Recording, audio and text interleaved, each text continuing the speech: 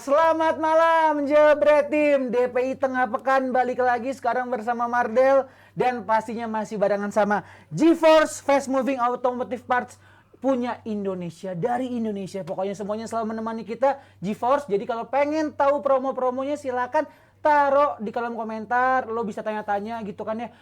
Bang, kalau misalnya gue pengen cari GeForce di mana? Gampang, cari aja di Instagramnya GeForce ya, GeForce_ID.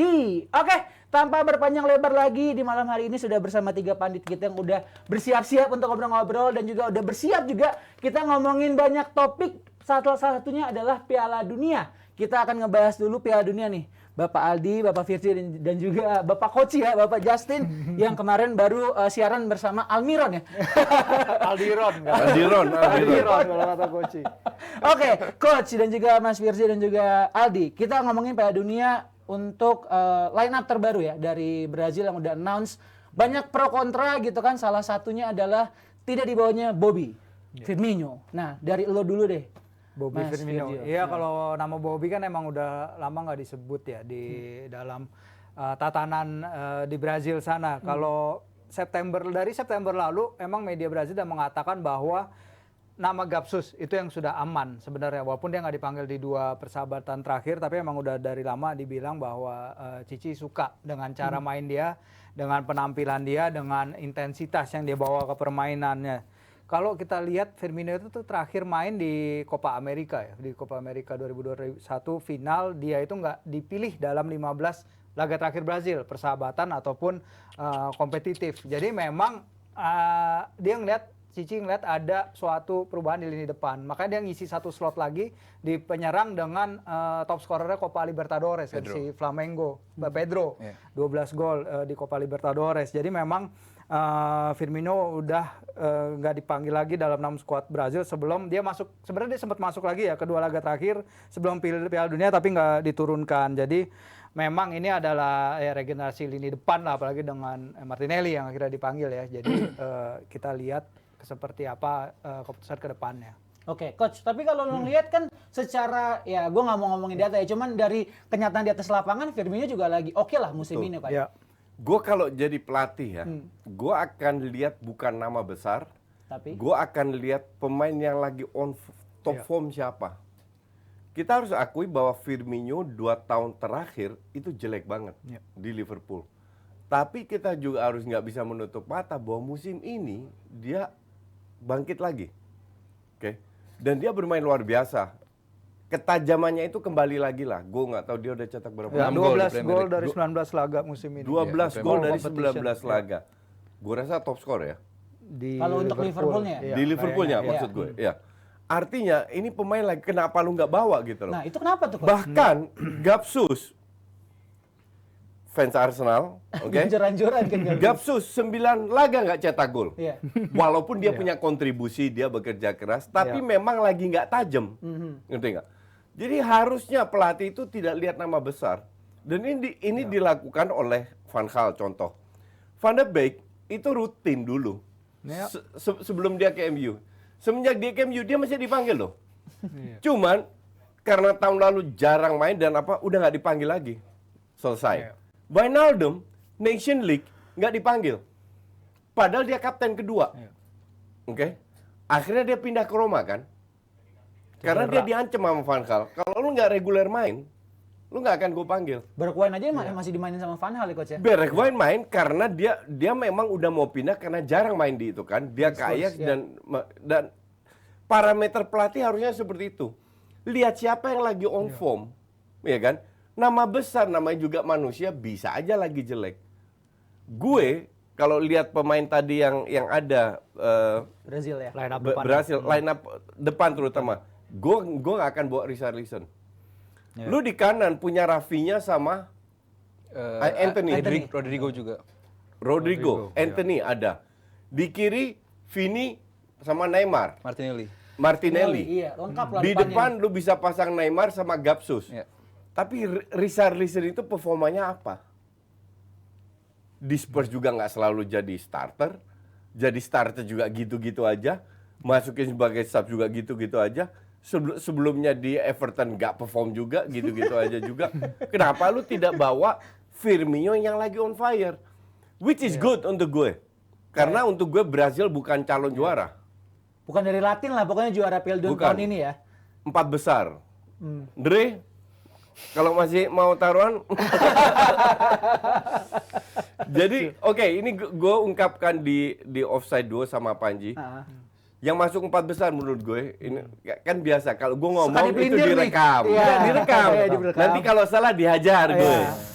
Gue masih ingat 2014 gue tampil di Tonight Show sama gue sendiri sama Desta sama Vincent. Ditanya 4 besar siapa masuk, gue sebut 4 tim. 3 masuk, 1 enggak. Yang 1 enggak, yang masuk akhirnya siapa? Belanda. Justru itu enggak gue sebut. Tapi 3 yang lolos. Yang dibully ya 1. Belanda. Yang salah gue. Kali ini lo boleh bully, lo boleh rekam, lo boleh screenshot. Yang masuk 4 besar untuk gue kalau Siapa? nggak ketemu di itu ya. Argentina, Brazil, Jerman, Belanda. Final ideal untuk gue Argentina lawan Belanda. Wah, mantap. Oke. Dan Kalau I have my reason for that. Dan ini bukan bukan subjektif, Ya. bukan asal tebak. Ya. Gue punya alasan untuk itu. Oke, coba dari Aldi dulu nih. Pemilihan pemain depan Brazil. Kenapa nih pelatihnya Brazil Tite? Sebutnya Tite ya? Tapi Cici sih kalau gue. Cice. Iya. Cice, dibaca C ya, Cice. Kenapa Cice nggak ngambil Bobby nih? ya sesimpel nggak sesuai sama sistemnya Cice. Sesimpel Ya, itu aja bisa, karena iya. bahwa gini, Firmino bagus kalau dimainkan sebagai apa? False nine. Cice pakai false nine? Enggak. Selesai. Mau ditaruh di mana? Gantiin Neymar di kiri, gantiin Gabriel Jesus di depan, gantiin di kanan, gantiin Rodrigo dan juga Anthony. Enggak juga. Buat gue sesimpel nggak ada tempat buat Firmino di timnas. Sesimpel itu. Kalau Richarlison? Nggak ada apa namanya yang sentimental, nggak ada apa namanya dia nggak suka bla bla bla, nggak ada. Buat gue sesimpel bahwa pemain ini nggak ada tempat di skema atau pilihan permainannya dari Cice. Kita lihat 5 game terakhir Brazil pakai formasi apa? 4-3-3, terus juga 4-4-2, satu lagi 3-4-3. Artinya adalah bukan formasi-formasi yang mengunggulkan atau memaksimalkan peran dari false nine di mana Firmino bagus di situ. Bukan Firmino ini jelek, bukan Firmino ini udah tua, bla bla bla, enggak. Kita lihat tadi raihan golnya dan lainnya udah disebutin. Pemain ini sedang bagus saat ini. Tapi yang diinginkan Cice adalah konsistensi. Itu yang akhirnya membuat Martinelli dibawa. Cice ngomong bahwa yang membuat Martinelli dibawa adalah konsistensi dia dan bagaimana dia bisa membawa tim Arsenal sejauh ini di Premier League dan bagaimana dia bisa maju mundur advance banget.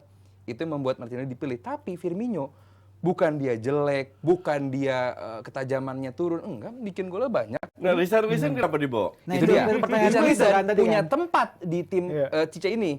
Mau main di kiri, di Everton, di Spurs pernah. Menjadi nomor 9, di Everton, di Spurs pernah. Even di Brazil pun pernah. Bahwa Richarlison ini dibilang bagus-bagus banget juga enggak. Efektif nggak kalau misalnya dia bisa Tapi versatile kayak gitu? kalau lu compare musim ini, gol di seluruh kompetisi, Firmino sama Richarlison masih banyakan Richarlison. Ya, jawab. Termasuk di Brazil. Masih banyak Richarlison? Iya. Silakan buka catatannya. Masih banyakan Richarlison, tapi bukan berarti bahwa secara mentah-mentah Richarlison jauh lebih bagus dibandingkan Firmino, enggak Tidak. juga. Karena sesimpel bahwa Richarlison punya tempat di skemanya Cice. Jangan Nggak, sampai tapi bentar. Si Firmino ini kan bisa main sebagai striker. bisa nomor 9. Iya. Mau gantiin siapa? Ya kalau Neymar cedera, Ada Gabsus, ah, ka- ada Pedro. Nggak- As pelapis nggak- gitu. As nggak- pelapis kan. Kalaupun Nggak- Firmino nggak dibawa full Coach, juga. simple cadangan mati.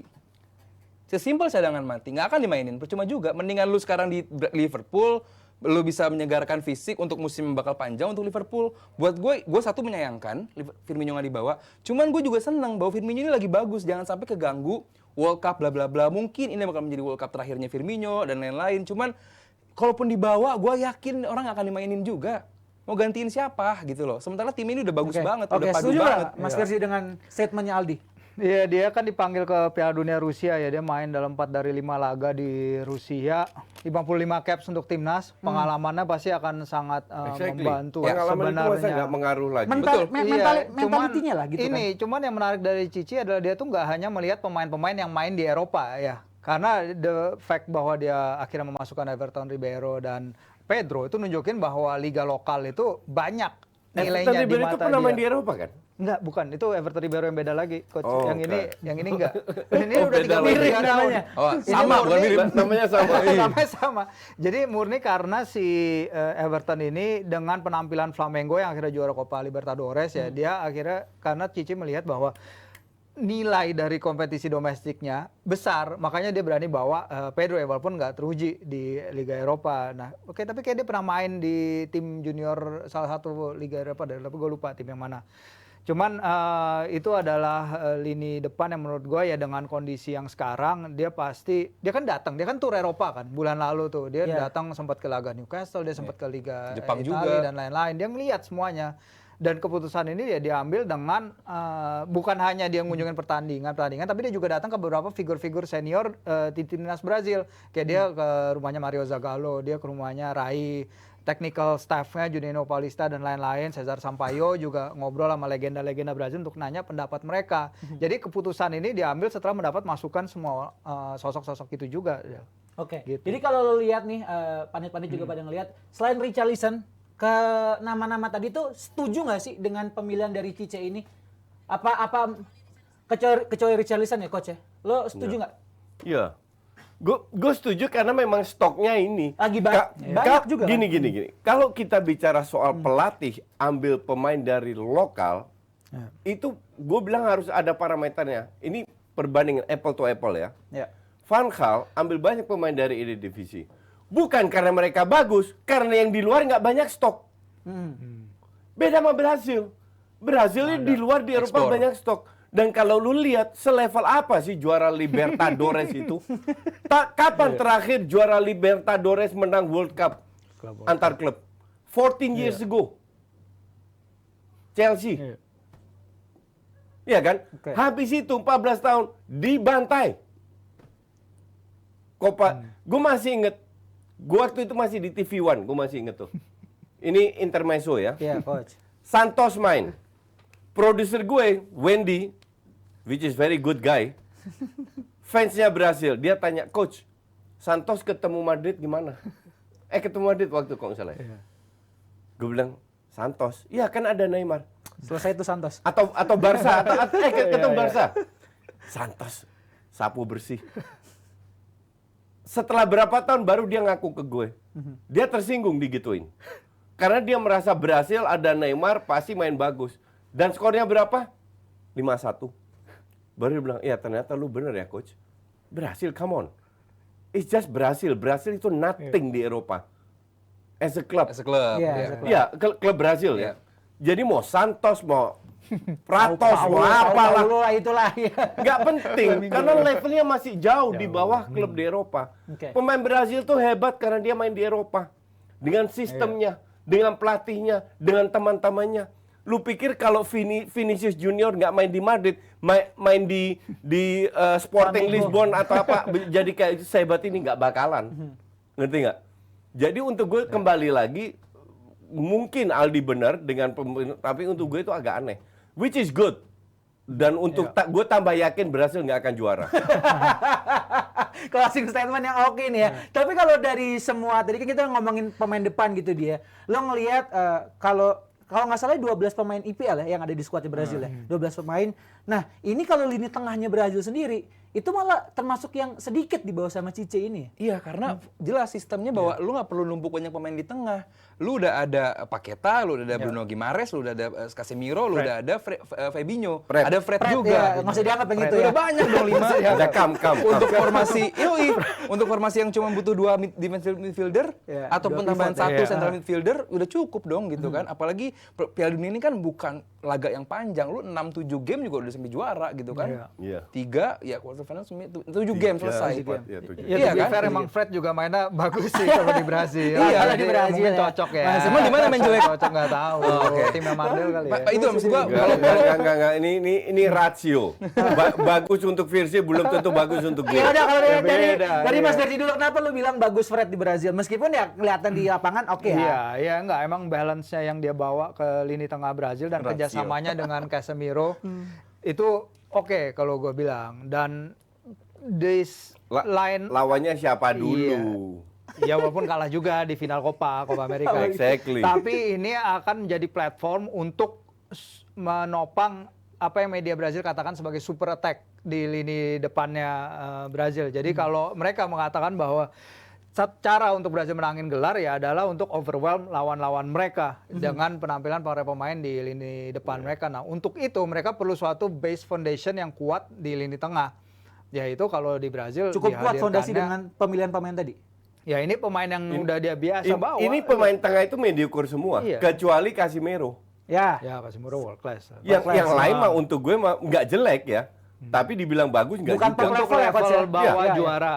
Lu kalau ke Termasuk- defense dia, oke, Fabinho. sorry, gue tambahin lagi, Casemiro dan Fabinho. Ya. Lainnya Kalau salah satu cedera selesai itu atau Brazil. nggak jalan, makanya Ada Fred tapi. Brazil ini itu tim yang sangat overrated. Kita lihat Iya. 2014 play at home. 1-7. Iya. Iya. Termasuk fans di Indonesia bilang Brazil juara, Brazil juara. Jerman. Setelah diinjek-injek sama Jerman, habis itu diinjek sama Belanda, baru ternyata Jogo Bonito itu nggak ada lagi. Itu udah bapuk ya. Itu cuma ngandelin skill. What makes you think dari 2014 ke 2002 mereka punya calon juara, jadi calon juara? Lu lihat lini belakangnya. Yang sekarang yang Ya. Nah, itu. Itu aja. Alexandro, Cuadrado, Ada Dani Alves Danilo, Dani Alves, tambah Cuadrado lucu, Juventus. Gabriel Magalhaes nggak dibawa. Sudah di bawah tuh nih. Jadi pelatih ini pelatih lucu untuk gue. Ini Si buat Tite gue atau adalah Cici, whatever lah namanya. Sisi lemahnya Brazil buat gue di sini, di defensif. Maksud gue khususnya di Terutama fullback. flank ya. Fullback ya. Sama ya. flank bahwa ini bermasalah banget sampai Thiago Silva ini umurnya beda tipis sama 38. nyokap gue. maka bahwa yang bakal bermasalah di sini. Tua banget dong coach. Lu lihat deh kemarin waktu pertandingan PSG Juve, gimana seorang Mbappe sendiri bisa ada Danilo, ada Alexandro di satu sisi bisa diotak-atikin gitu. Berarti artinya kecepatan adalah udah bukan kekuatan dari full flanknya Brazil. Oke, Dani Alves dibawa, tapi di Meksiko dia bukan main sebagai fullback loh. Dia midfielder. Itu di Meksiko loh. Itu di Meksiko loh. Apa Meksiko? Yang Dan lu lihat dia main di Barca kayak apa kan? Iya kan? Artinya bahwa Jalan-jalan ya? dia pun dibawa bukan menjadi seorang defender nanti karena pun dia main di Meksiko bukan sebagai seorang defender, sebagai sayap kanan. Kalau untuk kekuatan fullback Brazil tadinya kan banyak stok fullback ya kan. Sekarang lu stuck with even Milito ada opsi mau dijadiin bek kanan. Artinya kan bahwa Cice juga nggak percaya banget dengan yang dipilih sekarang. Cuma balik lagi, siapa sekarang fullback Brazil yang unggul Nggak gitu ada. loh. Nggak ada. Betul. Gitu loh. Bukan generasi Cafu. Bukan generasi Cafu, Carlos beda jauh banget. Jauh lah. jauh. Menurut gue pribadi ya, Coach. generasi Brazil terbaik itu 2002. generasinya Ronaldo gendut. Ya 2002. 2002. Habis itu nggak ada lagi. Habis itu Brazil menurun loh. Decline ya. Mau lu Neymar lah, mau apa? Gue masih inget berapa tahun lalu tuh. Mungkin 2014 atau waktu si Snyder heading lawan 10. Brazil. Itu 2000 berapa itu? 10 kayaknya Afrika. Ya, whatever lah itu. Di situ itu Brazil yang hancur juga. Iya. Dan ini cuman karena mereka punya stock overload dengan Iya. pemain Di lini depan, iya. lini depan, dan itu pun juga nggak semua bagus. Vinicius top, gua akui. Neymar top, gua akui. Sisanya, Iya. emang Anthony Average menurut aja. lu udah top? Belum coach. Exactly. Belum. Richarlison, Ya itu lagi. Everton kan nggak ada. Iya. Cuman kalau kita bilang tiap minggu perform itu bisa bilang Vini ya masih mentah tapi oke lah. Gue bisa Iya. masukkan ke kategori top, Top. bawahnya tapi oke, masih bisa. Neymar oke. Sisanya belum lini tengah. Belum kalau Fred main udah good luck aja loh. Tapi buat gue adalah kenapa Brazil tetap diunggulkan, dia punya backbone yang jelas. Alisson, Thiago Silva, Casemiro, Neymar. Itu dulu Iya. tempat. Itu yang bakal menjadi kekuatan utama Brazil tahun ini. Iya. Dia bisa sampai final Tulang punggung Copa gitu. Karena nggak banyak tim yang punya backbone yang udah biasa lama main lama. Ini yang nggak semua tim miliki gitu. Oke, Prancis bagus, backbone-nya hancur. Nggak ada Kante Pogba, hancur. Lu mau ngandelin Rabiot. Itu kita bahas Prancis nanti ya. Cuman istilahnya gue pengen ngasih comparison bahwa backbone itu penting buat sebuah tim dan Brazil ini backbone-nya udah ada jelas. Tinggal milih siapa kanan kiri untuk jadi backup. Dengan Thiago Silva, Alisson, Casemiro dan juga Neymar, paling enggak kualitas dan pengalaman udah ada. Itu dulu aja. Itu betul Iya. di atas kertas. Kita lihat performanya yang sekarang. Emang Alisson sehebat apa? Kok nggak cuma Alisson ya, Liverpool Musim Di ini. belakangnya. Iya. Jadi kita nggak bisa anggap bahwa Alisson 3 tahun yang lalu sama dengan Iya. Alisson musim ini hancur loh. Ederson pun nggak sebagus musim-musim sebelumnya. Iya. Thiago Silva kita lihat. Uzur lah ya. Siapa nggak kenal Thiago? Sehebat apa dia? Lawan siapa itu 2 kali menyelamatkan, 2 kali blunder juga. Brighton. Brighton, ngerti nggak? Jadi yang lu sebut backbone-nya oke, pengalaman gue setuju. Tapi performanya sekarang kan nggak seperti dulu lagi. Dan bukan sekali 2 kali juga sih ketemu kita bukti bahwa performa di klub nggak serta-merta bakal nunjukin performa di timnas gitu. Paling nggak backbone ini kan nggak banyak tim yang punya backbone yang sudah semantap Brazil ini. Belanda punya Van Dijk, De Jong. Kalau ngasih pengalaman itu di lini belakang Brazil tuh kalau digabung punya 419 cap loh kalau digabung itu Artinya apa? Artinya udah tua. Tapi kembali lagi di atas kertas. Iya. Tapi performa sekarang, Benar. gue masih meragukan. Si Dani Alves nih, kenapa dia dipanggil? Jadi ternyata keputusan manggil Dani Alves itu juga langsung ditanyain sama media-media Brazil ketika Cici ngomongin skuadnya. Dia langsung dibilang, kenapa sih gini Dani Alves dari sini reaksi media sosial jelek banget terhadap pemanggilan Dani Alves. Nah, itu ditembak langsung tuh dia si Cici sama reporter Bein Sport. Nah, Cici bilang emang kalau dia sebenarnya kaget. Kenapa gua milih Dani Alves, gua diginiin gitu. Karena menurut dia Dani Alves itu sebenarnya masih main di level yang sama dengan ketika dia membawa Brazil juara ke Olimpiade Tokyo. Bullshit. Iya. Nah, itu emang rasional yang gua kasih agak masuk nah ini penjelasannya dia walaupun ini penilaian dari tim fisiknya CBF ya. Fabio Maseregian katanya. Emang ketika pertama disinggung namanya Dani Alves bakal masuk skuad Piala Dunia itu 8 Agustus. Dibilang emang level performance-nya harus lebih tinggi karena dia main di Pumas di Meksiko dan itu dia pun udah nggak main level kompetitif selama 1,5 bulan terakhir karena Pumas nggak lolos Liga Playoff penutupnya ya di liga sana. Setelah itu dia latihan sama Barcelona B sejak Oktober. Dan rasionalnya agak nggak masuk di otak gitu ketika diadakan tes fisik lagi, katanya emang level kebugarannya masih sama. Nah, itu kita lihat. Dia bilang, Cici meyakinkan bahwa pemilihan Dani Alves ini bukan karena dia punya friendship, punya kedekatan, is part of the team dari lama gitu. Katanya murni karena dia karena nggak ada pilihan lain. Kalau Dani Alves masih nggak usah bagus, nggak usah level yang kita kenal lah. Masih punya kontribusi, dia nggak akan dilepas sama Xavi. Level Barcelona. Iya, level Barcelona kan tahu sendiri kita. Kenapa dia lepas? Karena levelnya emang udah drop. Nggak salah juga, this guy udah 98 Ini makanya event di Puma pun dia nggak jadi back yang gue bilang bahwa yang dibutuhin dari Dani Alves adalah visi bermain, umpan, crossing, leadership, exactly. Bahwa secara permainan, lu cuma 7 game nih, 7 Dani game Alves harus balik ke Brazil aja jadi number 10. Iya dong, jadi aneh emang dia ngajarin bebas, saham kali nggak tapi tahu. 7 game itu juga 2-3 game aja bisa krusial. Lu kepleset 1 game bisa nggak lolos. Jadi nggak segampang itu juga 7 game. Cuman kembali membuktikan bahwa si Tite ini itu cari alasan aja untuk justify pilihan dia. Padahal pilihan dia gue bilang sangat berbau KKN.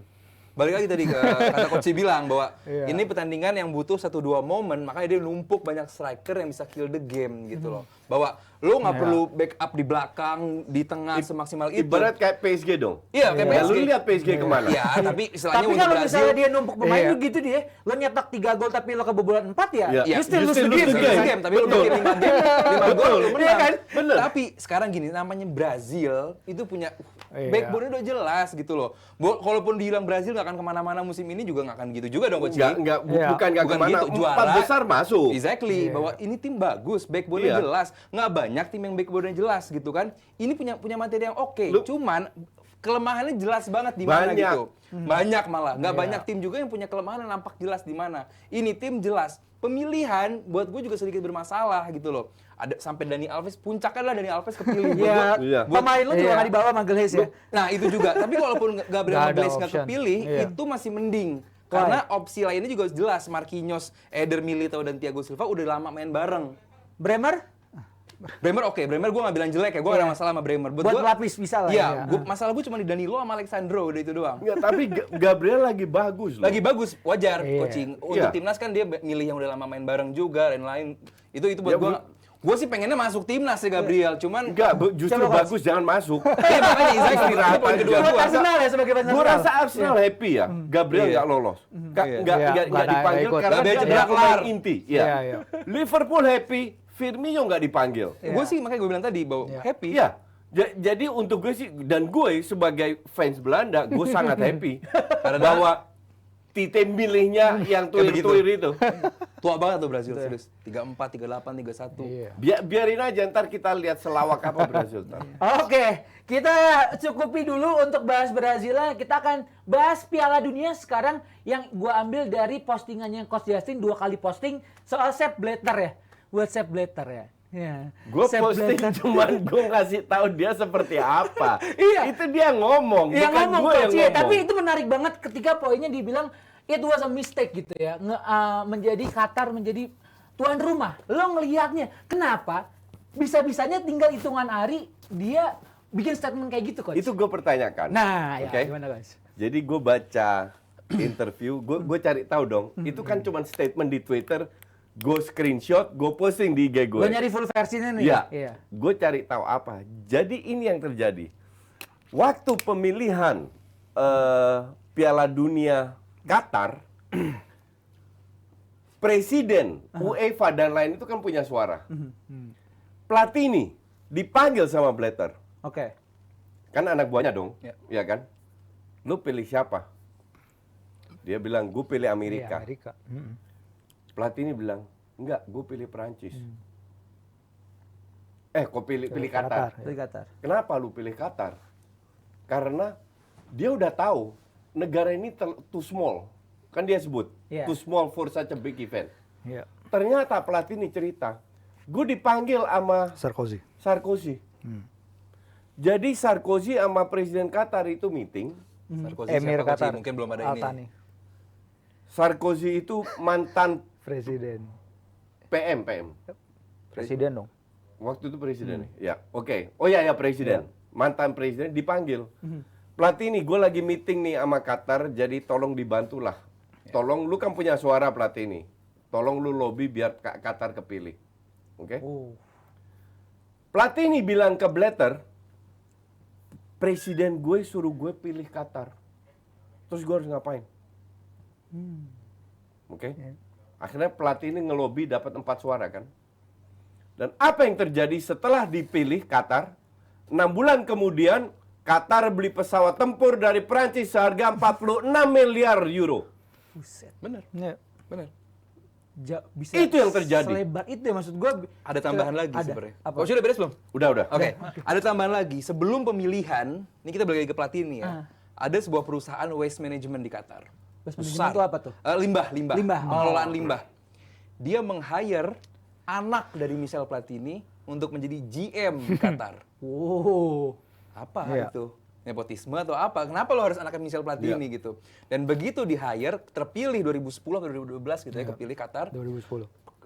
Qatar langsung invest besar-besaran. Salah satunya tadi di Alutsista pesawat tempur tersebut. Besar-besaran invest, termasuk di Ligue 1-nya, dibeli PSG-nya, di beIN Sport juga apa namanya masuk ke Liga Bordernya di sana. di sana. Artinya adalah dia investasi besar-besaran karena itulah janji Qatar terhadap Prancis. That's why Prancis menjadi negara pertama yang vote untuk Qatar mendukung menjadi Qatar. Iya, itu tim negara pertama yang mendukung Qatar untuk menjadi World Cup. Kaget semua. Jadi- Ada apa di Qatar nggak punya sejarah sepak bola? Betul. Negaranya terlalu kecil banget loh. Belum. Penduduknya cuma 2,6 Nggak juta. sampai malah, nggak sampai malah kecil banget. Kota-kota yang mau di stadion-stadion itu pun belum Iya. ada sama sekali. Dan stadionnya benar, fasilitasnya nggak ada semua. Dan gitu. bulan Juli itu Panas, ya. 55 degrees, 55 derajat. You don't do that. Lu kalau punya waras. Nggak make sense. Jadi ini udah nggak make sense. Dan pindahin ke Desember jadi berantakan kan Berantakan. jadwal di liga Panjang. berantakan Iya. gitu. Panjang ya. banget yang berantakan Jadi ini. setelah Blatter kembali lagi kembali ke laptop, bahwa gue posting ini, ternyata Blatter ini tidak separah yang gue pikir. Oke. Kenapa coach? Boleh dielaborate Ya, dikit nggak? dia udah buka. Udah buka. Jadi yang parah itu Platini. Kembali diusut-usut ke Paris. Ini cerita soal politik lagi yang bersangkutan dengan bola. Oke. Belanda itu kan paling anti dengan pelanggaran HAM. Oke? Iya. Satu Belanda protes. Parlemen protes. Akhirnya mereka ambil keputusan, raja nggak boleh pergi, PM nggak boleh pergi. Oke? Apa yang terjadi nggak lama kemudian setelah ini protes, perang. Ukraina, Rusia. Oke? Gas krisis kan? Bukan krisis, tapi udah menurun kan suplainya. Qatar jual LNG ke Belanda. Liquid natural gas. Yang di liquid dijadi gas kan. Oke? Setelah itu terjadi, PM-nya bilang, kita nggak bisa nggak ke Qatar. Orang Qatar akan tersinggung. Waduh. Kompleks banget ya. Kompleks banget. Kompleks banget. Jadi apa yang terjadi setelah nggak pergi, mereka ambil keputusan berangkat. Jadi Ya, lu ngebeli Raja vote. berangkat, PM berangkat. Lu ngebeli vote jatuhnya. Ya, karena mereka pikir kalau gue nggak berangkat, Qatar tersinggung, nggak dijual LNG ke Belanda, tambah pusing lagi satu rakyat. Ngerti nggak? Jadi Raja berangkat, PM Belanda berangkat, hanya karena tidak diancam, Poin tapi coachnya adalah untuk bahwa- menghindari Dengan- ancaman ini. Dengan berangkatnya PM atau raja itu artinya ada dukungan. Gitu loh. Jangan sampai negara ini nggak mendukung Iya. Qatar gitu. Dengan Ja- berangkatnya jangan mereka. jangan sampai walaupun rakyatnya nggak mendukung. Iya, yang penting ya, negara. bisa. Jadi Lu bisa beli dengan apapun udah nggak dengan duit ngomongin gitu. Ayo, Mas sepak Ferry, bola silakan. dunia, Ya. sepak bola lagi, Iya. tapi sepak bola as a tool of geopolitical power gitu, Iya. a tool as a, Iya, of iya. a soft power. Bagaimana suatu negara teluk bisa menggerakkan suatu negara Eropa paten kayak Prancis, kayak Belanda tadi. Makan siang yang terkenal itu di Elysee Palace antara Sarkozy, Emir Al-Thani dari Qatar dan juga si Platini, Sarkozy dan Emir Qatar itu terkenal banget di Prancis itu almost as a scandal. Karena benar tadinya itu Platini udah fix Amerika Serikat. Karena Amerika Serikat yang masuk later part of the drawing undiannya sama dengan Qatar, tapi dia mengubah 9 hari sebelum voting mereka dipanggil ke istana itu tadi, istana Elysee. Sarkozy kenapa dia punya kepentingan ke sepak bola? Karena dia tuh fans PSG. Dia itu fans PSG, dia pingin Bukan PSG Qatar. juga, dia pengen negaranya maju Iya, dan dia pengen duitnya pingin Qatar masuk. Qatar beli PSG 6 bulan Iya. tadi Qatar beli Beli pesawat. PSG. Iya, dan 6 bulan juga Iya. setelah itu Qatar beli PSG. Qatar punya 42 perusahaan di Prancis. Stake-nya mulai dari Louis Vuitton, dah tolong ya kalau salah. Apalagi Barang-barang dia semua Airbus, tuh. ya barang-barang dia semua. Louis Vuitton, Moet Hennessy. Pokoknya yang high class coach lah tahu lah pelafalannya dengan baik dan benar.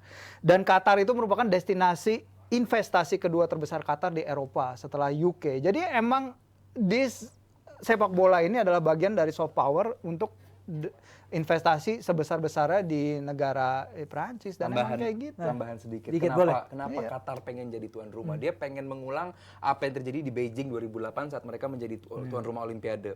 Bahwa pelanggaran HAM terjadi banyak di sana, bahwa krisis terjadi di sana, bahwa dia selalu dianaktirikan dibandingkan tetangganya Uni Emirat Arab. Dia pengen bahwa kita tuh mampu. Arab Saudi ya. Ya, Arab Saudi juga, iya. Bahwa kita tuh mampu. Akhirnya dibuatlah sebuah event bahwa kita mampu menggelar sebuah event internasional. Ya sekarang di atas World Cup ada apa lagi?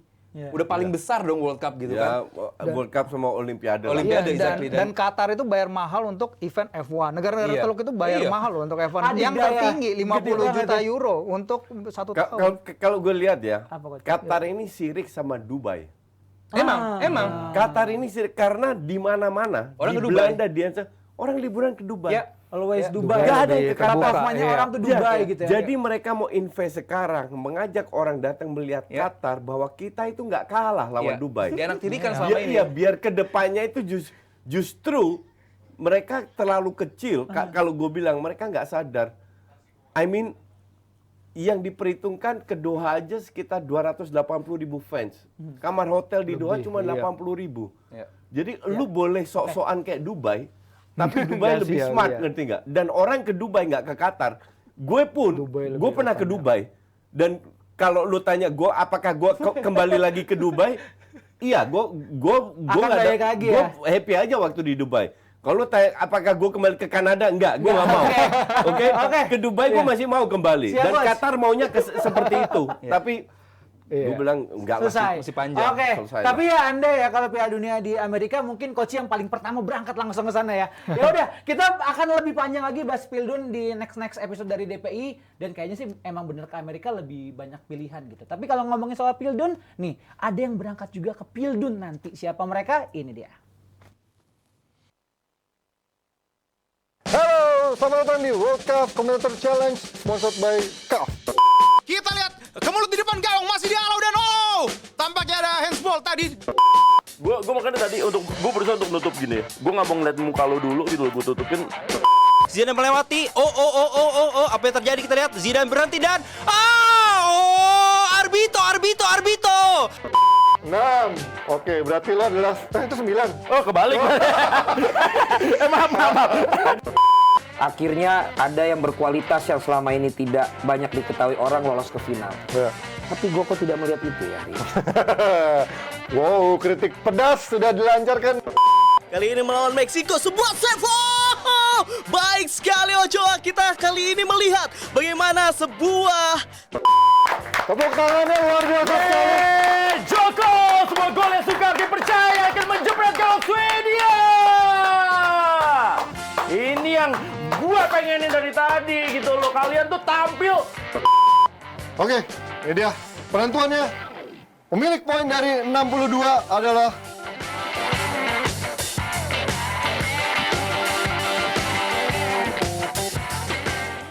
Itu dia Jebret Tim, keseruan dari World Cup Commentator Challenge mencari sosok komentator baru yang berhadiah nonton langsung gelaran Piala Dunia di Qatar. Selamat buat Satria dan juga Sareza yang kemarin langsung emosional ketemu sama Koci ya. Lengkapnya lo bisa nonton langsung di YouTube-nya Jebret Media TV, dan selamat untuk Satria dan juga Sareza yang udah langsung berangkat ke Qatar. Jangan lupa konten-konten di sana ngeteknya Jebret Media. Oke, kita langsung lanjut lagi nih. Setelah ngebahas Piala Dunia, kita ngebahas ya laga-laga terakhir lah ya, laga-laga terakhir sebelum Pildun. Salah satunya piala penting nggak penting nih Mas Firzi ya. Bentuknya kerbau ya, saya nggak mau agak kasar ngomongnya. Jadi silverware mungkin nih saya bisa bilang. main ya? Apa? MU. MU juga main. Villa lagi, Villa lagi. Lawan Aston Villa lagi, Coach. Villa lagi. Oh, di Replay Las match. Villa. Ya semoga ya, saya doakan saja. Oke, kita akan ngebahas dulu Chelsea City nih, Mas Firzi. Iya, Chelsea City, kita ngelihat Chelsea ini kalau Ntar malam Chelsea City. Iya. Ntar Atau besok? Besok ya. Yang Kamis, malam ini semua. Oh, malam ini semua. Jam 2.45 sama jam 3. Oh, oke. Chelsea City, lo overview lo Mas Firzi. Ya ini reka ulang final 2019 ya, Ya. yang finalnya Kepa. Yang kita paling ingat Kepa nggak mau ditarik keluar sama Sarri. Akhirnya dia nendang penalti juga. Ketahan apa ketinggian tuh, lupa gua. Ketinggian kayaknya ya. Kali ini Kepa nggak akan main, ya dia masih nggak fit. Dan untuk beberapa pemain Chelsea, ya ini laga untuk buktiin kayak mereka masih bisa untuk fight ke skuadnya si Potter. Karena Broja sama Pulisic kesempatan dikit. Ziyech apalagi kayaknya Ziyech apa Ziyech ya. Ziyech. Hati-hati kan baru bilang. Iya, suka kepleset. Bisa orang Belanda doang. Ex-Ajax juga ya. Ziyech terus, Mas. dan beberapa pemain lain punya kesempatan ya untuk tunjukin, karena Potter kayaknya dia minum rotasi ya. Kita lihat lawan Dinamo Zagreb, walaupun udah lolos grup winners, dia tetap bawa pemain-pemain andalannya, termasuk Chilwell ya, akhirnya cedera di sana ya. Iya. Jadi memang ini adalah laga pembuktian untuk pemain-pemain yang seharusnya second line. Tapi kalau emang Potter bakal nurunin tim utama lagi, karena dia sebenarnya akan lawan tim susah kan weekend nanti. Tim peringkat ketiga. Wow. Tim peringkat ketiga dia perlu untuk Aldiron ya, naik timnya Aldiron ya. klasemen juga. Nah jadi kita akan lihat nih. Menang ya? Menang lah, harus lah. Di St. James kan, Chelsea kan suka bisa keselip kalau di St. James. Nah kita akan lihat nih pemilihan timnya Potter kayak apa. Karena itu yang jadi kritikan dia sejauh ini. Oke, kalau dari lo lihat di lawannya City ada Haaland juga yang dia Nggak akan main Haaland. kan nggak ikut Pildun. Ya, ngapain juga main di piala kayak begini, lu cedera Ya, gimana? kali aja Enggak, gitu buat kan. gua ini adalah buat garis 2 atau reserve timnya City. Itu serem, nggak perlu dimasain Haaland, maksain Foden malam ini. Lawannya Chelsea yang lagi sama Arsenal aja kalah gitu kan. Lo mengecilkan Chelsea berarti ya? Ada cedera kecil lagi ligamennya. Buat gua bahaya. Haaland, Foden, De Bruyne, Bahaya sih. Ederson buat gua akan disimpan malam ini. Diaz mungkin dimainkan untuk kebugarannya, kan dia baru balik dari cedera. Palmer di tengah gue yakin bakal dimainkan, pemain-pemain muda, terus juga Alvarez, terus juga Gomez bek kiri. Intinya buat malam nanti City pakai line up kedua sih buat gue, dan karena melihat lawannya juga first teamnya belum pada pulih gitu kan, bahwa banyak juga kan cedera dari Chelsea kan, banyak banget pemain Chelsea yang belum fit kembali gitu. Oke, Artinya bakal line up kedua. Sambil lihat formasi dulu deh nih, Jebret tim sekalian ya. Kalau dari coach sendiri ngelihat Graham Potter akan putar otak gimana nih untuk Chelsea ya? Piala Carabao ya juga termasuk bisa mereka dapetin kan musim ini. Nah, dari lo lihat formasinya coach. Ini bukan disiapin Abrar ya, Abrar lagi cuti Ini Gary ya, 11-12 sama Abrar lah. Enggak, tapi ya gue feeling gue sih Potter akan menurunkan 4-5 pemain yang biasanya duduk di bench. Oke. Karena mereka masih ada satu match penting dan juga pemain-pemain ini kan ke Piala Dunia. Dia harus pertimbangkan juga, nggak bisa diforsir juga. Dan kalau City, gue setuju sama Aldi, turunkan lapis kedua pun Chelsea belum tentu menang, ya kan? Karena lapis duanya memang bagus, bagus banget ya. Bukan salahnya Chelsea, enggak. Tapi kemewahan ini tidak dimiliki oleh Potter, Privilege. dan bahkan dengan tim utama aja masih nggak stabil, Iya. ya kan? Cuman he has no choice. Ntar weekend ketemu Newcastle jauh lebih penting ketemu Newcastle kalau gue bilang daripada match ini. Dan lawan City lu turunkan tim utama pun kemungkinan besar calculated loss juga, ya kan? Mending lu turunin nggak semua cadangan karena harga diri juga masih ada kan. Turunin 4-5 cadangan lah. Baru full timnya nanti ketemu Newcastle karena kemungkinan untuk menang lawan Newcastle lebih besar daripada ketemu City. Walaupun City turun tim turunkan pelapis, kemungkinan pelapis. Oke. Ya untuk gue sih ya gue sih tetap bilang City yang Ya. unggul. Nah, kalau dari Mas Firdy sedikit nih, memaksimalkan peran Sterling. Seorang Graham Potter akan seperti apa nih? Apalagi Sterling kan pertama kali balik ke rumah, mantan rumahnya gitu ya. Iya, Sterling itu masih joint top scorer ya di Chelsea sama Kai Havertz, tapi cuma 3 gol di liga.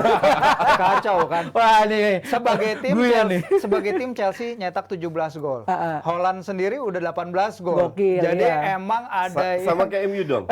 sama kayak Cetak MU, 17 gol, Haaland 18. Gol difference juga cuma 1 apa 2 gitu coach MU. Yes.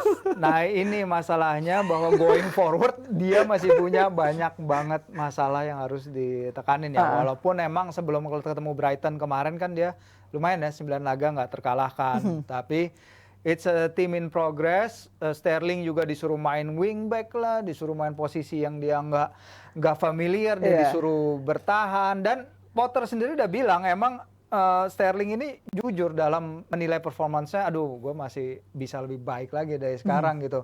Apalagi dia dibeli nggak murah ya, kayaknya sekitar lumayan lah 60-an untuk pemain berapa dia sekarang? 30. Iya, 31, 30, 31. Udah tua ya?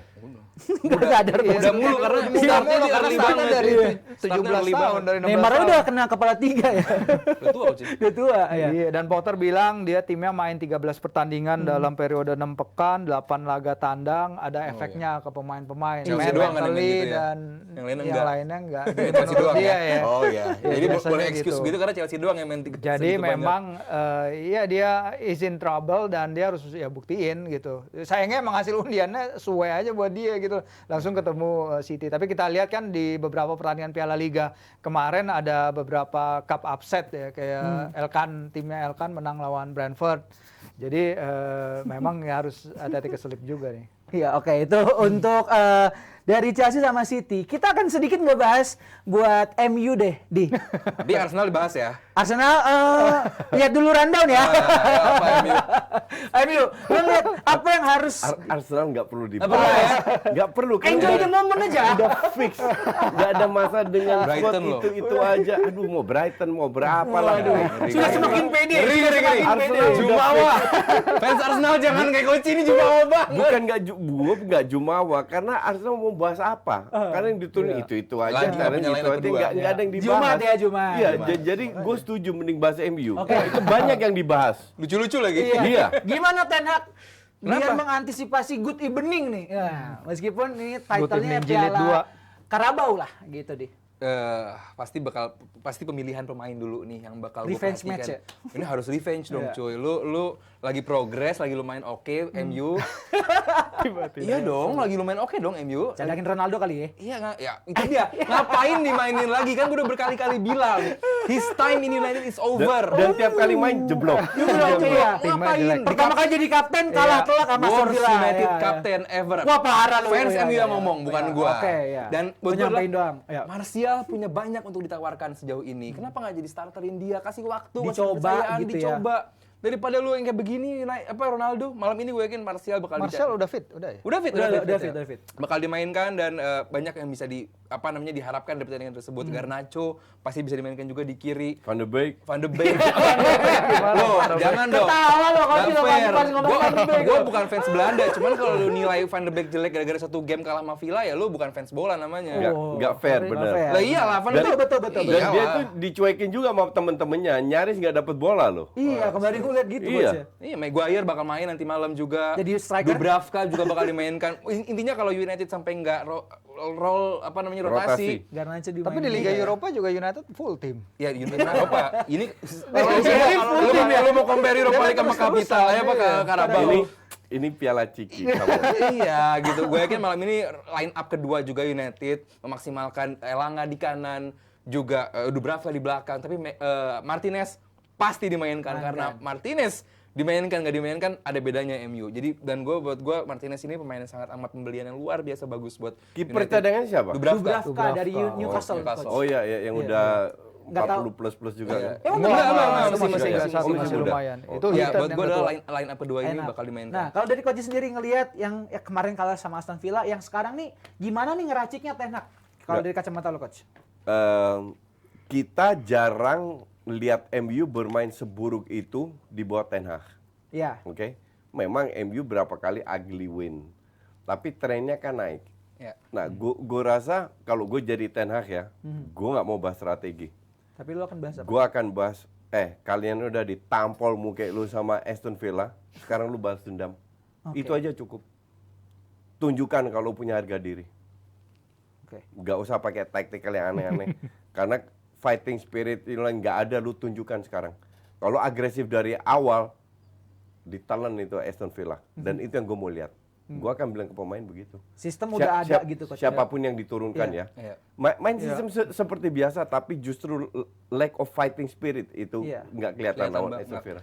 Ya jadi dia ada tanggung jawab juga untuk menang gitu di laga ini. Jadi suenya emang dia nggak bisa take a break Perlu gitu. menangnya itu di laga nggak penting. Makanya perlu menangnya, nggak dia perlu menang di laga nggak penting ini. Tapi lawannya itu yang kemarin nunjukin ke dia cara main itu dia. Jadi kalau kalah lagi kan jadinya kan lu back to back kalah sama Villa. Kalau lu back to back kalah sama Villa, ini percaya dirinya menurun. Drop. Itu Apalagi bisa ada sebelum the start of crisis itu. Wah, di start of crisis. Tapi gue bilang enggak, they will win. I'm very convinced Walaupun adu MU penalti. akan menang. Oke. Walaupun adu penalti. Pada Mas Birsi tambah dikit buat MU Aston Villa. Ya itu, dia itu harus, ya tadi kita lihat Piala Liga idealnya adalah tempat untuk nurunin pemain-pemain muda. Tapi dia sekarang ketemunya Aston Villa, which is yang kemarin ngalahin dia secara memalukan, bisa dibilang gitu kan. Penampilannya jauh dari ekspektasi Man United. Van de Beek cuman berapa? 13 operan sukses lawan Aston Villa. Sebelumnya lawan Sociedad cuman 9 accurate passes. Dia nggak nyambung sama teman-temannya, bener. Dia nggak bisa connect lini tengah ke lini depan. Kalau dia dipercaya lagi, ya dia harus bisa. Kalau nggak, dia udah 3 pelatih, nggak ada bisa Nggak yang dimainkan bisa, juga ya. nggak ada yang bisa take the best out of him gitu. Itu yang harus kita He lihat should leave. sebenarnya. Van Iya, de Beek dan dia pindah. harus leave. Karena ini bukan hanya manajerial, karena udah 3 manajer berbeda itu Iya. tadi. Mau di kesempatan di panggung apapun, dia nggak bisa. Kemarin dia start lawan Aston Villa, start pertamanya di Premier League dalam 700 hari. Artinya apa? Nggak, Emang nggak dipercaya-percaya banget nggak ya, dipercaya sama sekali. Artinya dia harus pindah, nggak ada harapan. Bahkan sama pelatih yang sudah kenal dia, Iya. satu Nggak dimainkan bangsa, juga, satu nggak dimainkan juga. Dimainkan juga. Itu yang gue bingung ya. Nggak Ada dimainkan. apa sama Van de Beek Iya. gitu kan. Dan jangan salah juga nanti malam Villa juga nggak bakal full tim. Iya, betul. Martinez juga nggak akan dimainkan di kiper gitu. Artinya Cash di kanan. Artinya banyak Leon Bailey yang Kecuali kemarin. si Good Evening dia pingin buktiin sesuatu. Buat gua laga di Premier League lebih penting buat Aston Villa dibandingkan ini. Iya. Unai Emery juga tahu bahwa sekarang dia udah menang di IPL.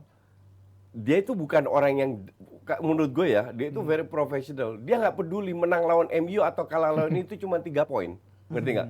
Sekarang dia udah menang, dia harus menang lagi di IPL. Iya. Untuk Fokusnya ke meningkatkan. situ, Iya. ya. Jadi kalau di sini seandainya kalah, It's okay. Ini cuma piala ciki kok. But still Coach, lu menang lawan MU di game pertama lu itu booster buat percaya diri. Absolutely. Iya. Tapi untuk IPL kan. Oh iya, makanya ini laga makanya bakal line up kedua. Gue juga setuju. Ini dia akan turunkan cadangan juga untuk sini. Ya, berarti kesempatan MU bisa menang ya. Harus. Minimal bisa dapat Piala Carabao dalam musim ini. Oh, jangan ngomong sampai menang dapat piala Iya, dulu. kan Kejauhan doang. Enggak, jadi untuk gue ini laga yang sangat layak untuk tidak ditonton. Piala Ciki. Berarti gue masa begadang. Kalau gue gitu layak ya. banget sih buat nonton ini MU Oke, kita ngomongin layak, Pengen ketawa lagi. layak nggak layak nih ya. Kita akan ngebahas soal Barcelona nih, layak nggak layak. Iya. Lewandowski kartu merah. Iya. Layakkah kartu merahnya? Layak banget. Layak. Apa ya? Sabar pemirsa. Apa yang mau dilayakin? Bentar. Kartu kuning pertama kalau gue bilang nggak layak karena itu di awal pertandingan. Iya. Biasanya kartu kuning dikasih Iya, kalau iya. pelanggaran Peringatan di dulu. area yang nggak begitu Peringatan penting dulu. juga, tidak berbahaya juga untuk lawan. Jadi untuk gue agak lebay. Iya, setuju. Kartu kuning. Setuju. Kartu kuning layak. Iya. Iya. Tapi jelas. Layak. Kartu kuning pertama kita bisa debatin. Tapi saat pemain udah tahu dapat kartu kuning, Iya. hal-hal bodoh kayak Iya. begitu harus dihindari dong. Betul. Apalagi Lewandowski. Betul. Kedua, dia nggak ngincer bola. Betul. Dia emang niatnya jahat. Dia selama karir cuman baru 3 kali dapat kartu merah. Iya, Di dia. Poland sekali, di Jerman sekali, di Barca sekali. Bedanya di Poland dia dapat piala, di Jerman dapat piala, di Barcelona belum. Oke. Terus dia dalam perjalanan Tahun keluar ini lapangan. dapat. Nah, itu dia. Itu yang gue tunggu. Di dalam perjalanan keluar lapangan dia kata juga ngelakuin Ada gesture-nya. gesture yang Jadi katanya kalau di scores. Jerman itu Lagi teler. disrespectful lah Iya. ke orang yang Gini. ditujukan. Iya itu kayak gitu. Gitu lah. Nah, itu dia bisa kena pasal 124 dari kode disiplina RFEF dalam hal menghormati RFF ini PSSI-nya Spanyol. Iya, dalam menghormati perangkat pertandingan. Jadi dia bisa Enggak, absen tapi 3 pertandingan. Perangkat pertandingan itu nggak layak Iya, di itu respect kan kemarin. itu Itu kan- parah itu itu kan wasit lain lagi. kemarin. Jadi Nah, akan itu dibahas bertanya, oleh Coach. komite kompetisinya La Liga nih. Kalau benar dianggap sebagai penghinaan, dia akan absen 3 pertandingan. 1 karena dia 1 pertandingan absen karena 2 kartu kuning Akumulasi, itu. ya. 2 karena sikap tak pantas kepada wasit itu. Jadi bisa aja dia absen lawan Espanyol di Camp Nou dan mungkin lawan Atletico serta Betis. Walaupun bisa setelahnya. di-appeal juga. Walaupun ya itu masih belum Wasit tentu. ini pernah kasih kartu merah ke Messi juga loh. Messi, Neymar juga Ya, kan iya, masalah, juga. Coach. Makanya Pique sebel banget kan Iya, sama dia. emang ini Emosi. wasit sampah. Siapa Jesus siapa nama gitu? Pique itu Cardano, dapat kartu merah di lorong. Oke. Iya. Di lorong setelah selesai. Halftime dikasih. Safi pun dapat kuning. Emang ini pelatih anti Barca. Wasit. Emang gue bilang apa? Pelatih. Ya wasit, sorry. Iya. Wasit ini emang sampah gitu. Dan kalau lu lihat kartu kuning pertama itu sangat amat tidak layak, sesimpel itu. Ya makanya Pique udah kesel Dan banget. kan tapi sampai masih ada yang disamperin. namanya karma. Iya. Nah, Bisa menang dengan 10 pemain. oke. Kita bahas Oke. 10 pemain itu, Coach. Dan kompetitornya nggak bisa menang lawan 10 pemain. Justru kalah. Iya. Momennya pas ya. momennya pas ya. Ada karma kayak gitu tuh. Nah. Dan, misal- malam tadi gue melihatnya bahwa layak Ferran Torres dipanggil timnas gitu. Layak untuk dia nggak dipandang sebelah mata. Pada akhirnya kita lihat bahwa dia benar-benar bisa ngemban tanggung jawab gitu saat Lewandowski nggak ada juga. Dia benar-benar menjadi dibilang backbone juga ya hampir menjadi backbone Barcelona bahwa Didi, that's all he has. iya, tapi kita selama ini kan memandang sebelah mata juga ke Dia Ferran Torres. itu visinya amburadul, killer instingnya Oke. zero, Oh, come on. killer instingnya zero. Kalau lu nonton dan I don't miss any minute ya. Begitu banyak peluang yang dia sia-siakan. Kemarin yang dia lakukan benar, dia tarik ke gol pertama. Dia ngebawa back lawan Dia ke depan dia buat tarik, Pedri iya. ngasih tempat. Tapi bukan dia yang mantul ya. Bukan, tapi dia bisa gerakan tanpa bolanya itu kan Iya. nggak semua pemain bisa. Boci. Exactly, Iya. that's all he has. Iya, tapi- Kerja keras doang. More than enough so far. Belum more than enough. Kan dia nggak selalu main. Iya, tapi saat dimainkan Nggak juga, dia sering jelek mainnya. Iya, tapi selama ini itu aman dan jelek, cuman dia nggak sejelek itu loh ternyata. Wajar di timnas sempat. Bentar, dia nggak sejelek itu Iya. artinya dia jelek dong. Kalau kan selama ini kita main dan dia jelek dong. Selama ini. Iya. Iya dong, Nggak ternyata terlalu jelek, agak jelek. iya, gitu. dia bisa diberi Ya, tanggung jawab. Kalau lu bilang jelek atau agak jelek sedikit jelek, nggak layak masuk timnas. Lah. Tapi masuk like timnas so far. Enggak, itu Tahun KKN. lalu bersama Iya, Dani cuman Olmo sama Ferran Torres luar biasa bagus. Ferran Torres itu pemain tersubur Enrique dalam setahun Iya, terakhir. Iya, karena dia Enrique bisa itu kayak Tite percaya pemain Percaya yang pemain, iya, yang dia pastilah. sudah percaya. Iya, dan Iya. dia cocok dengan sistemnya Enrique di Iya. timnas gitu. Bahwa itu nggak balik lagi ke awal banget bahwa pilih pemain itu yang sesuai dengan Iya. gaya Lu permainan. kalau lihat timnas Spanyol tahun lalu ya, Euro. Euro. The problem dengan Spanyol itu bukan permainan, Tapi Menyerang. Finishing. Iya, penyerang, setuju. Dan salah satu itu ya Morata, Ferran Torres lah siapa itu bapuk banget di depan. Ya, Ferran Finishingnya Torres- jelek Ferran banget. Torres Kan? juga asli kan bukan CF juga. Dia Iya. kan winger aslinya kan. Ya oke, tapi Iya, kan iya. dia akhirnya Dia sering Kalau bilang, lu ya, bilang apa namanya masalahnya di CF setuju banget Iya. gua, nggak ada lagi. salah satunya Iago Aspas kalau nggak salah ya. Kamu. Tapi kayak kita balik dulu ke Barcelonanya. Mas Firzi tadi belum ngasih pendapat soal Barca. Bagaimana main dengan 10 pemain apa yang membuat Iya, Barca? ini ya sebenarnya mungkin kartu merahnya Pique aja ya, kasihan aja dia nutup karirnya kayak gitu ya. Padahal nggak perlu dia kasihan karena langsung dia di Camp Nou udah. Oh, dan gitu. dia akhirnya mencapai persetujuan dengan Shakira soal Milan sama rujuk. Sasha. Oh, nggak rujuk balik Iya, anaknya. Milan sama Sasha. itu nggak ada hubungan dengan Barcelona, men. Itu Ya, udah terus gosip kalau- itu. Kalau dia kartu merah, dia setidaknya udah menemukan suatu hal positif lain dalam hidupnya. Tapi emang ya kalau kita lihat apa yang dilakukan ini hanya kartu merah keduanya Lewandowski sepanjang karirnya. Sebelum ini dia tiga ya. Sebelum ini dia 2013 gitu. Emang udah lama banget.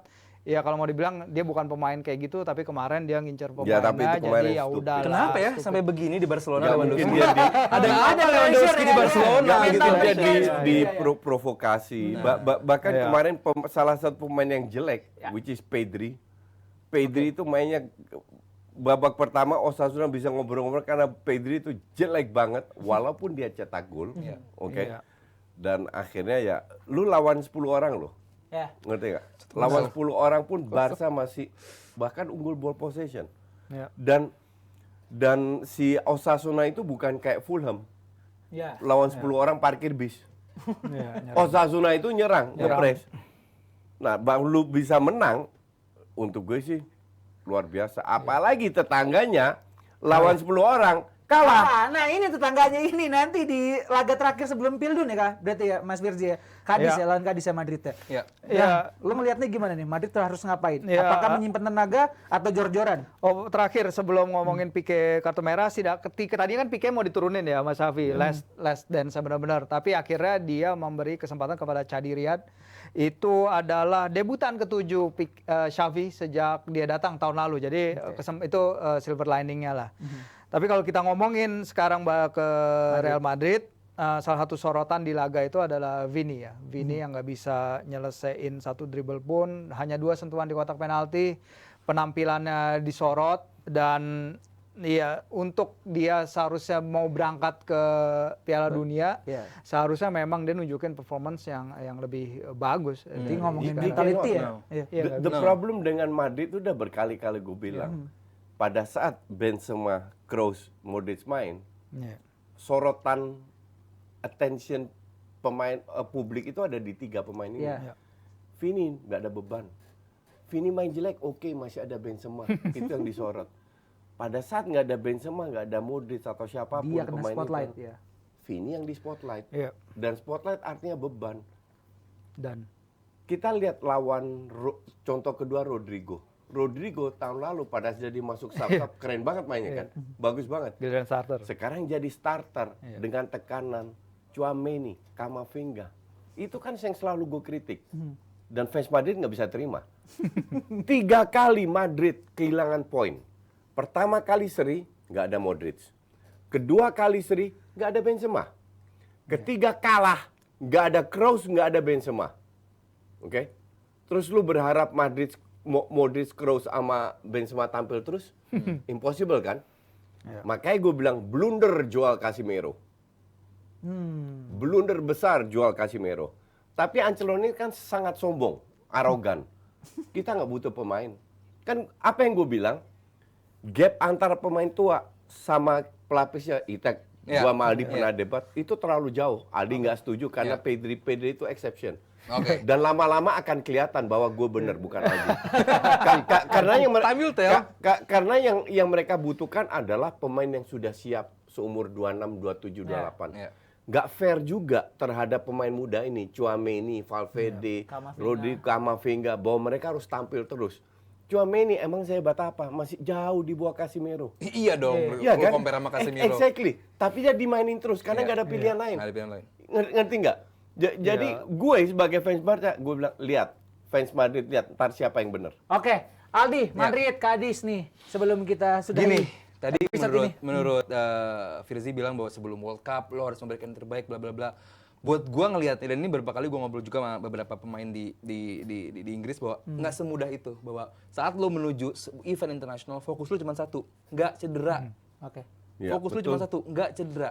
Lu memberikan performa bagus selama 88 menit 90 lu cedera, nggak bisa ikut World Cup, kelar. Habis. Selesai urusan. Mental Bener. kena. Betul. Satu lagi, Vini itu kemarin dilanggar 7 kali. Itu Exactly, terbanyak itu yang dari ditakutin. terbanyak musim ini. Jadi Makanya. emang pemain Oke. lawan emang udah bilang kita sebenarnya nggak mau main kasar ke dia, Iya, tapi cuma cara kita berhentiin dia cara begitu. berhentiin dia kayak gitu. Bahwa Kita nggak oke, perlu lu sebelum violent, World iya. Cup lu harus perform, nggak semudah itu juga. Lu cedera kasihan kelar. Karena nggak ada Benzema juga. Ya itu bisa didebatin Iya, kan soal karena performa. nggak ada Benzema juga. Coba kalau ada Benzema, orang yang diajar Benzema, bukan Vini. Fokusnya ke Benzema semua. Iya. Ya udahlah, kita akan bahas lebih jauh lagi dari Pildun, dari laga-laga terakhir sebelum Pildun tuh di DPI Jumat. Kita pamit dulu, Mardel, ada Aldi, ada Firzi, ada Koci. Kita ketemu di DPI hari Jumat. Sampai ketemu lagi di Tim.